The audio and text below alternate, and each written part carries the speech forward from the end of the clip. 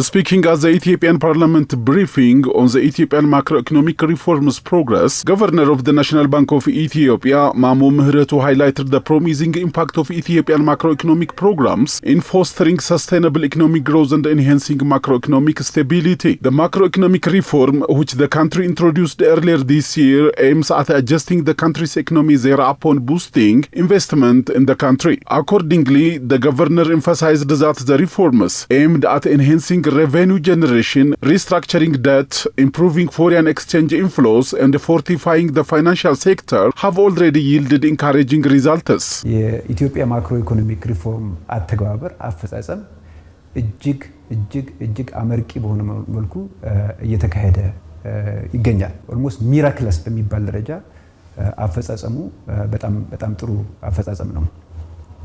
ይሄን በብዙ መልኩ ማየት እንችላለን። የኤክስፖርት አፈጻጸም በመናይበት ጊዜ የውጭ ምንዛሬ ክምችቱን በመናይበት ጊዜ በተለይ የዋጋ ንረትን በመቀነስ የታዩ አበረታች እርምጃዎችን በመናይበት ጊዜ አፈጻጸሙ በጣም ጥሩ አፈጻጸም ነው። ይሄኛ ብቻ የምንለው ሳይሆን ይሄን ፕሮግራም የሚደግፉ ሌሎች አካሎች በተለይ የዓለም አቀፉ የገንዘብ ድርጅት በቅርቡ ባወጣው ሪፖርት የኢትዮጵያ ማክሮ ኢኮኖሚክ ሪፎርም አፈጻጸም የታቀደለትን የታሰበውን ዓላማ ማሳካት ብቻ ሳይሆን ከዛ ውጪ ሰብስታንሻሊ ኤክሰፕሽናሊ ከታሰበው በላይ የተፈጸመ እንደሆነ ምስክርነቱን ሰጥቷል። Mamo noted the effective implementation of the macroeconomic reform framework leading to notable outcomes in foreign trade, foreign exchange reserves, and inflation reduction during his briefing session. He also referenced a recent International Monetary Fund report that confirms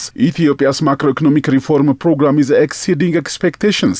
To maintain this momentum, the governor stated the government will adopt strict monetary and fiscal policies, and measures will also be taken to boost productivity, enhance value addition to products, and improve the trade system.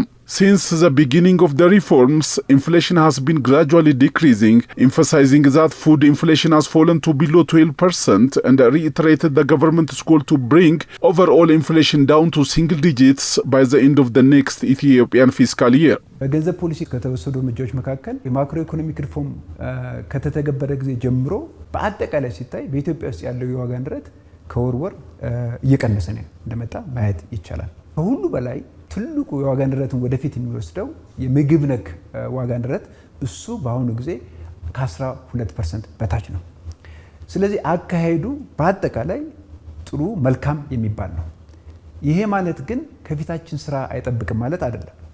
በብሔራዊ ባንክ ግምት መሰረት በሚቀጥለው አመት መጨረሻ ላይ የዋጋ ንረት በሲንግል ዲጂት ወደሞ ወደ ነጠላ አሃዝ ለማስገባት ከፍተኛ ስራ ይሰራል።